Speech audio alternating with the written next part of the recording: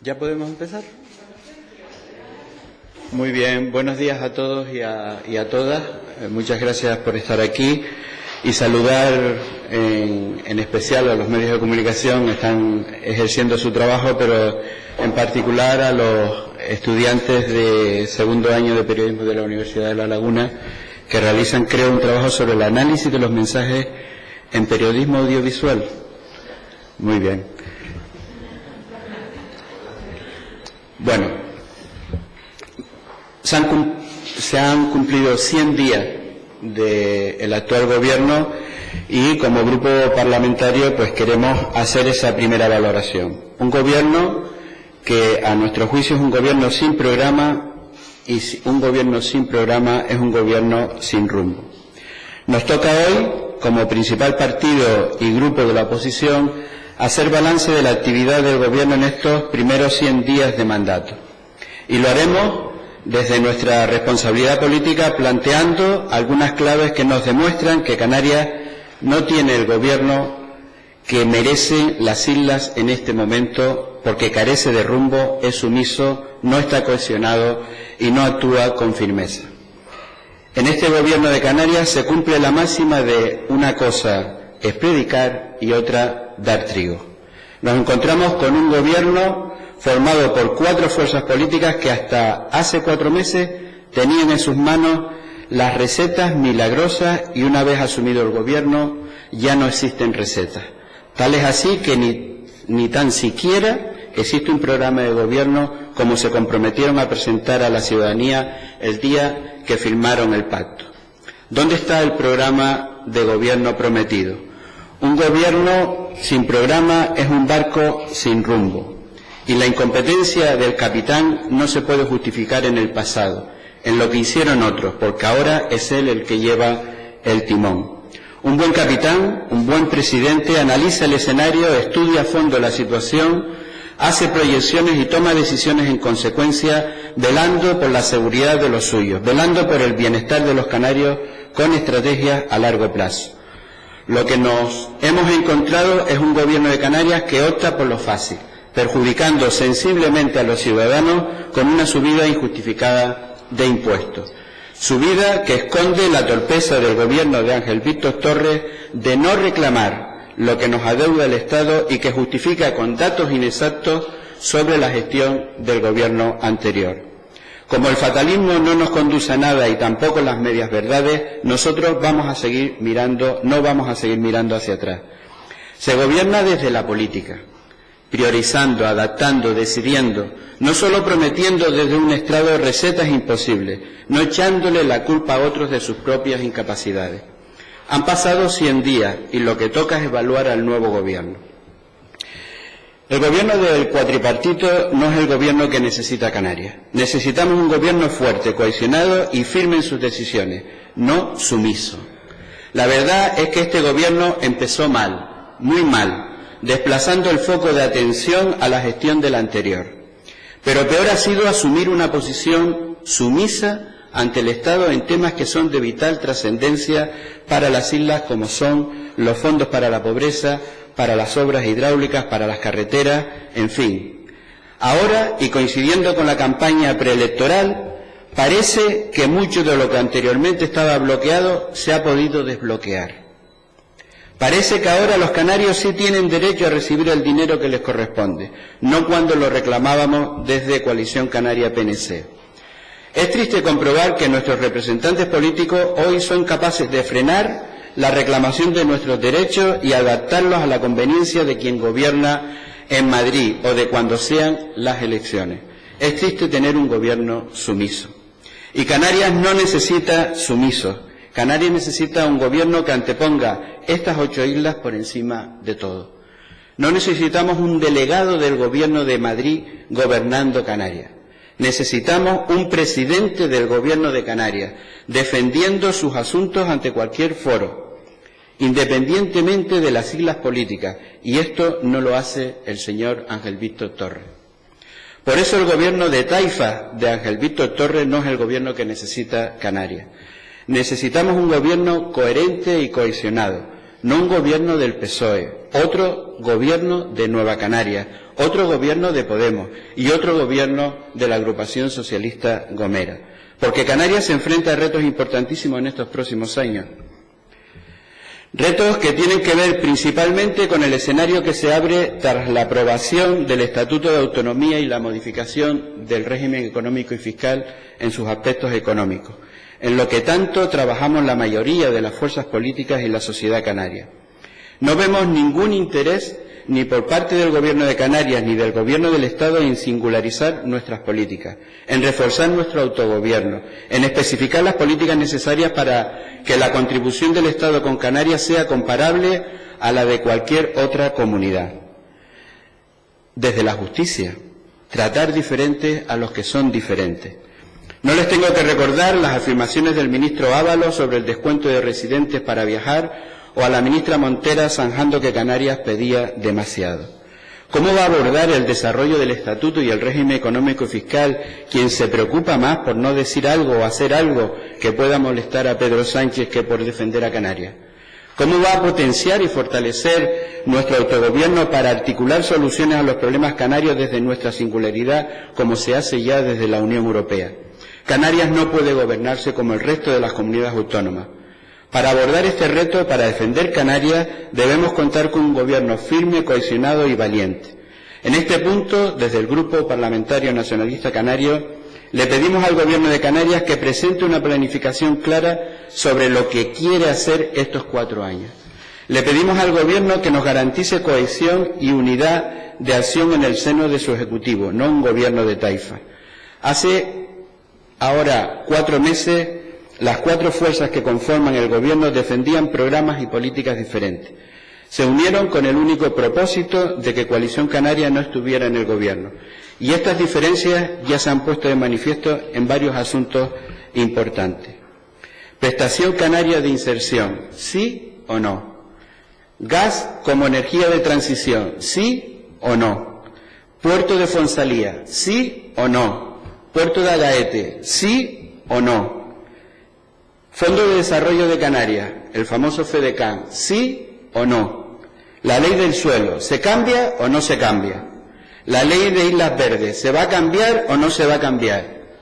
Las modificaciones en las leyes turísticas, ¿se cambian o no se cambian? Porque hemos oído de todo. El reparto del IGI a ayuntamientos y cabildos, primero sí, después no. Está claro que este gobierno improvisa y pocas veces acierta. Además de un gobierno sumiso e indeciso, como les estoy diciendo, nos encontramos con un gobierno inestable, frágil, inconsistente. Y a las pruebas me remito, porque si echamos un vistazo a las órdenes del día del Consejo de Gobierno celebrado hasta la fecha, solo podemos destacar 3 asuntos novedosos. La anunciada retención presupuestaria, la declaración de la emergencia climática y el decreto ley de medidas urgentes de ordenación de empleo público en las administraciones canarias. 3 novedades. Una, injustificada, la primera. La segunda, sin ningún contenido hasta la fecha, cambio climático. Y una tercera, impulsada precipitadamente y sin consenso, ni con sindicatos, ni con la FECAN, la Federación Canaria de Municipios, ni con la FECAI, la Federación Canaria de Islas, a través de un decreto ley que ya las observaciones del Consejo Consultivo indican que si quiere tramitarse, debe hacerse como un proyecto de ley urgente. Y sí, el Gobierno ya ha anunciado que cuenta con un anteproyecto de ley de presupuestos que, como ya hemos dicho, nos parece contradictorio y una vez más sumiso, al esconder tras la subida de impuestos su incapacidad de reclamar a Madrid las partidas que nos corresponden en materias de carreteras, infraestructuras educativas y turísticas, entre otras. Todos los gobiernos están intentando dinamizar la economía, dado el escenario global de incertidumbre que el propio gobierno reconoce. Y el gobierno del cuatripartito lo que hace es subir impuestos. Le pedimos al gobierno de Canarias que ajuste sus políticas a la realidad y no haga que los canarios y las canarias lo paguen de su bolsillo. ¿Cómo va a responder a la realidad de todos y cada uno de los servicios que son su responsabilidad? ¿Cómo va a afrontar el caos que empieza a derivarse de la incompetencia en la gestión de áreas tan sensibles como sanidad, educación y servicios sociales? porque con este gobierno lo que sí ha llegado es el caos a los servicios que funcionaban razonablemente bien. Aunque todo es mejorable, este gobierno no ha demostrado sino que se puede ir a peor. Y no solo lo decimos nosotros, que tenemos experiencia de gobierno, también los representantes sindicales de los trabajadores, que empiezan a denunciar y a mostrar su preocupación por la situación en la tramitación de la prestación canaria de inserción y en las pensiones no contributivas, al trasladar a los funcionarios que realizaban ese trabajo a otras tareas. En el ámbito sanitario, tampoco parece que las cosas sean diferentes tras la reunión de la mesa sectorial en la que se puso en evidencia la falta de experiencia, actitud y conocimientos necesarios del equipo directivo para aplicar y desarrollar los acuerdos adquiridos.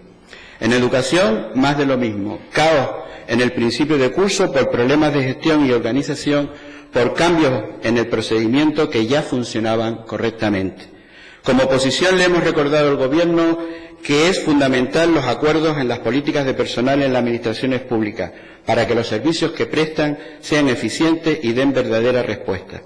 Nuestro esfuerzo porque los funcionarios públicos recuperaran sus derechos ha sido una de las medidas más denostadas desde que este Gobierno empezó a andar hacia atrás. Me refiero a las 35 horas en sanidad y a las 18 horas en educación. Porque creemos sinceramente que este Gobierno de Canarias es el Gobierno del retroceso. Retrocedemos en eficacia, retrocedemos en iniciativa, retrocedemos en cohesión y retrocedemos en la defensa de Canarias.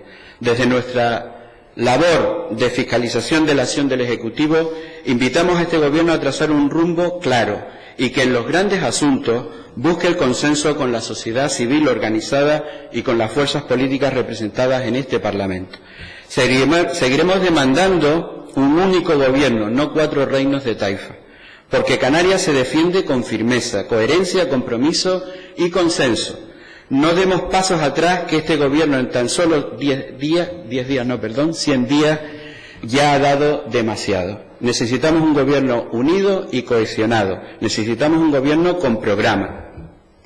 Necesitamos un gobierno firme que reclame a Madrid lo que nos corresponde. Necesitamos mejores gestores, necesitamos reforzar el autogobierno y necesitamos unos presupuestos que se ajusten a la realidad económica actual. Esta es nuestra exposición de estos primeros 100 días y ahora, como siempre, atenderemos a las preguntas que quieran hacernos los medios de comunicación.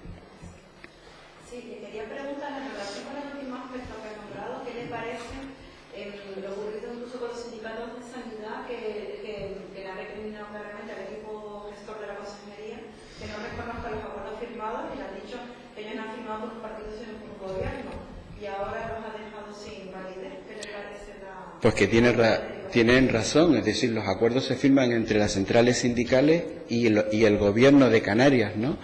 Que hayan elecciones y que hayan cambios en los gobiernos no puede ser la causa para modificar unilateralmente los acuerdos alcanzados entre los gobiernos, ¿no? Es como si nosotros dijéramos que el acuerdo que se alcanzó precisamente para poner en marcha las 35 horas o las 18 horas entre las centrales sindicales más representativas del Estado y un gobierno del PP, y que están ejecutando muchas comunidades autónomas, yo diga, bueno, como ese fue un acuerdo de un gobierno de Estado, a mí no me compete y yo no lo ejecuto en la Comunidad Autónoma de Canarias. No. Es decir, son acuerdos entre sindicatos y gobierno, igual que los acuerdos que se sustancien entre la sociedad civil organizada y los gobiernos. Para cambiarlos tiene que haber un nuevo acuerdo, un nuevo consenso para que eso pueda producirse. Muy bien.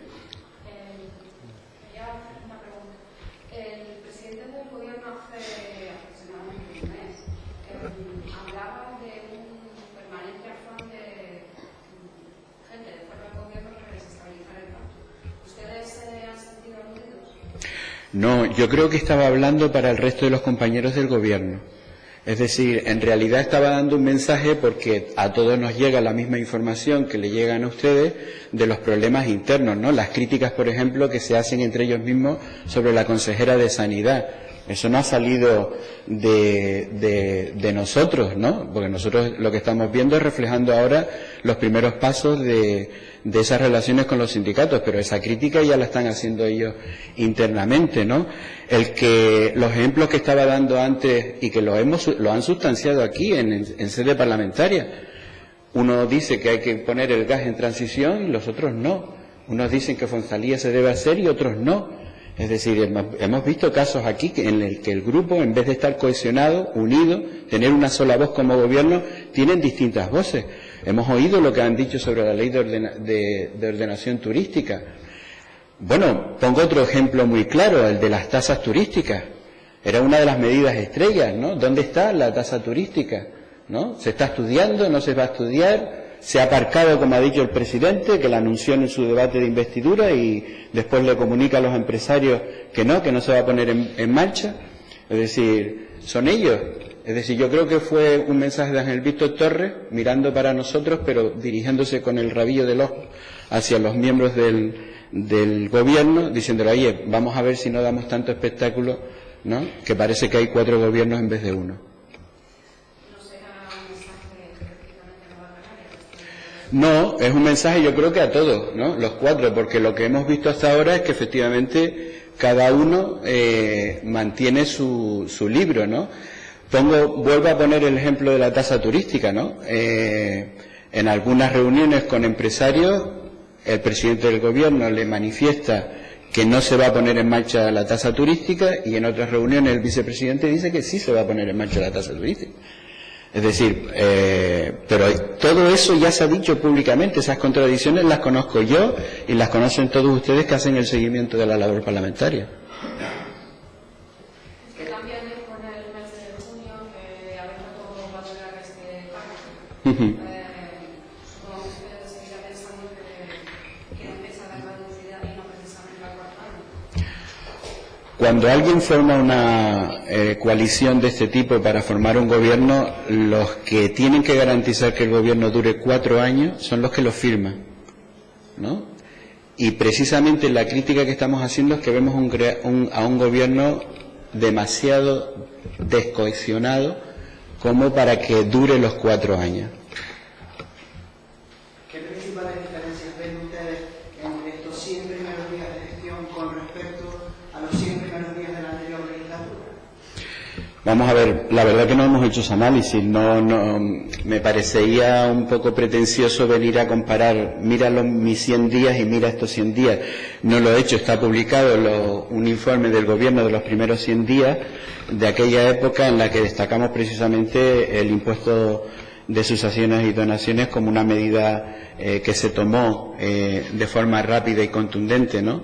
Y después también vean otro dato, ¿no? Es decir, después de que en el año 2015 llegamos nosotros al gobierno, empieza una labor precisamente inyectando recursos en la economía en la que conseguimos que el paro vaya bajando durante este tiempo. Estén atentos a la salida de los datos de este último trimestre del año sobre crecimiento en empleo y destrucción de empleo y van a ver cómo tenemos, comparando los datos trimestrales con el peor año de la crisis, como muy probablemente las fechas de destrucción de empleo después de que está gobernando este pacto cuatripartito, muy probablemente nos acerquemos a datos de fecha de destrucción de empleo muy próximos, insisto, al peor año de la crisis.